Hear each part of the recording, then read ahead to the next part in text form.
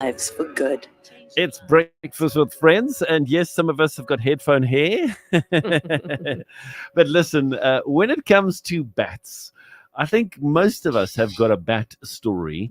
And I mean, I'll tell mine a little bit later, but Leko, tell us your bat story, please. I once visited the Addo Elephant Park, Oh, wow. and we stayed over the night. It was going to be a special occasion. And late that night, I thought, what I'm going to do is I'm going to sit on the stoop.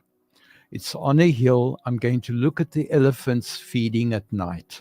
Beautiful. And as I went out on the stoop and relaxed, just settled in, and I looked where were the elephants, I realized that a huge bat had flown in and settled quite close to where I was sitting. And my whole picture of tranquility was destroyed immediately. And I flew off that chair, flew into the room, slammed the door shut. Yeah. And I sat there quaking and I thought, what do I do now? Last night, I was reminded of that story. Yes.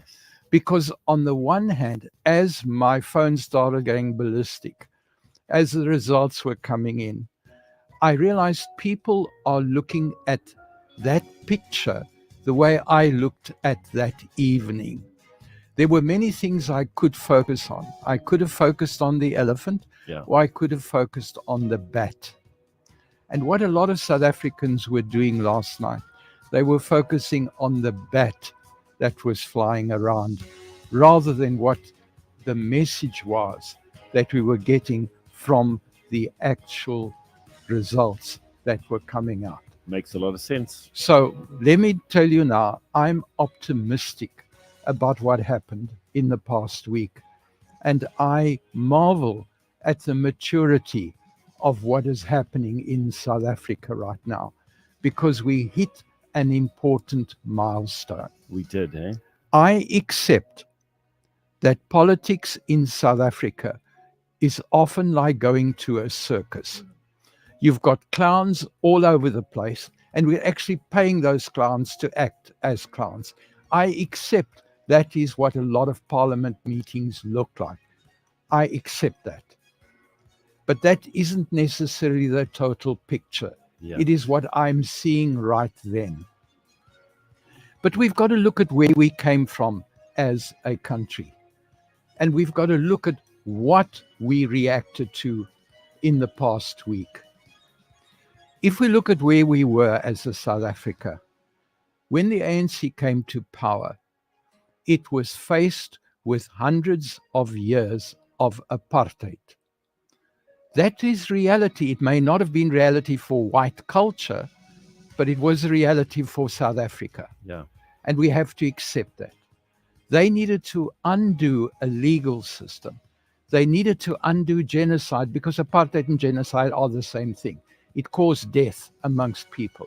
It caused deprivation amongst people. It limited their education. It limited their access to resources.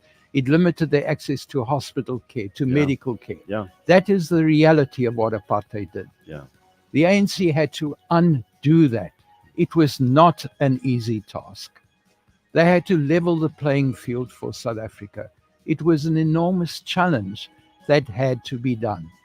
And that task is not yet finished. True We story. have not achieved that. I accept that.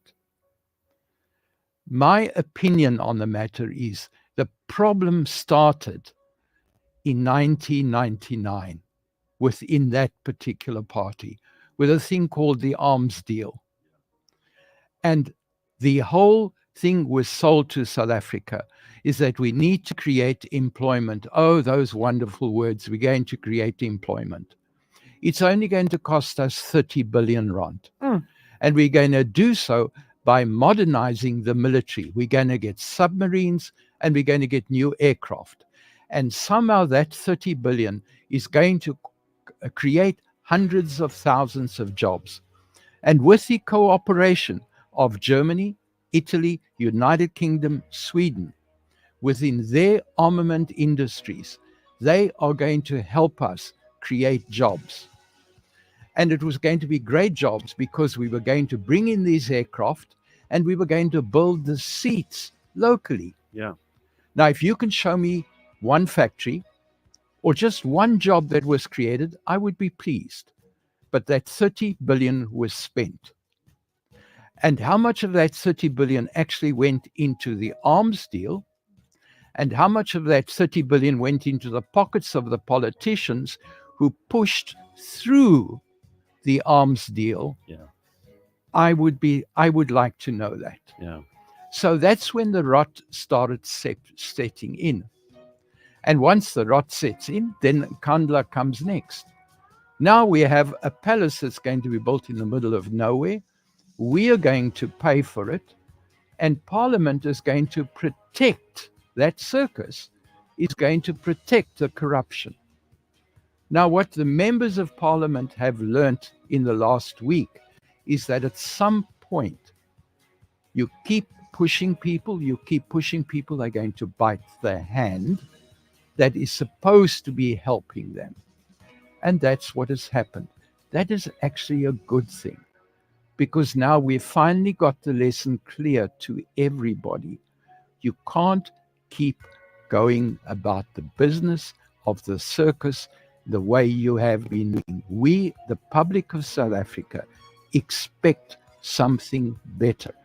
And regardless of who you are, we expect something better. And not only that, in 2 years' time, there's going to be another election. Yep. And if you don't keep fixing and stop your nonsense, guess what we're going to do in 2 years' time? That is good news. That is not bad news. So, 26 million people could have gone to vote, decided not to vote. I'm still optimistic. Sure.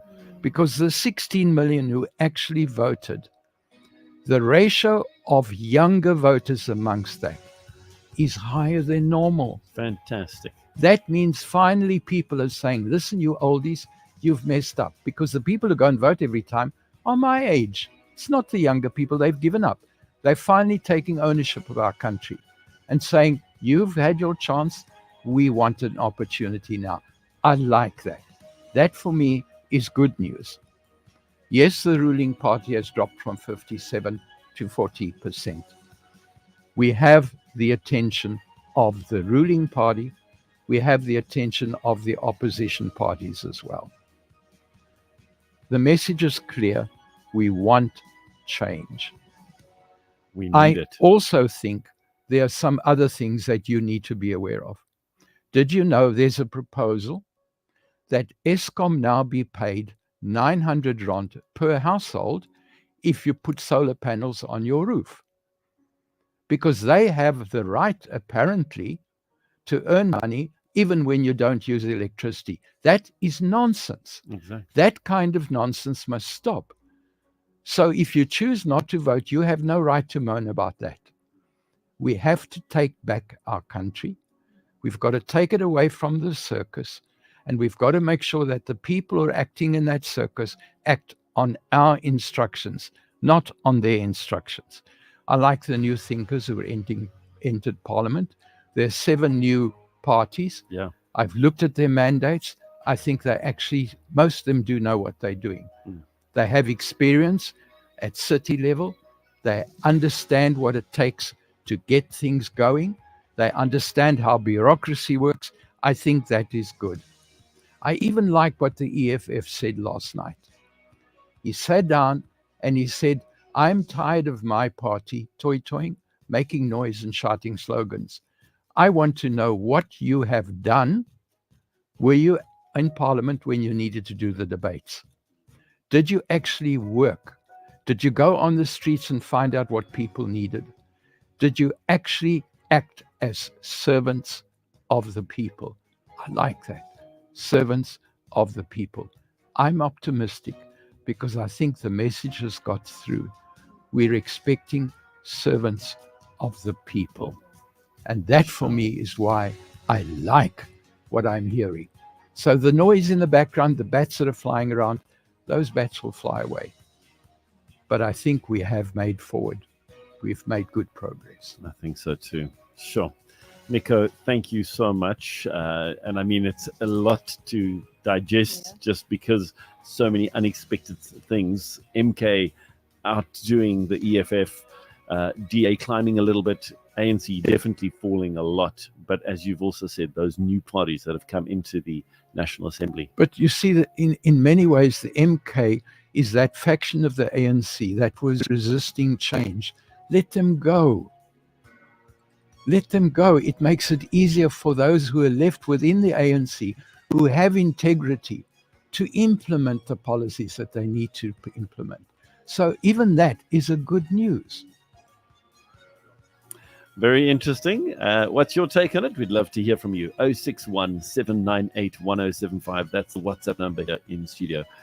Nico, thank you so much for chatting to us. We really appreciate your time. Wish you all the best. Sure. Thank you.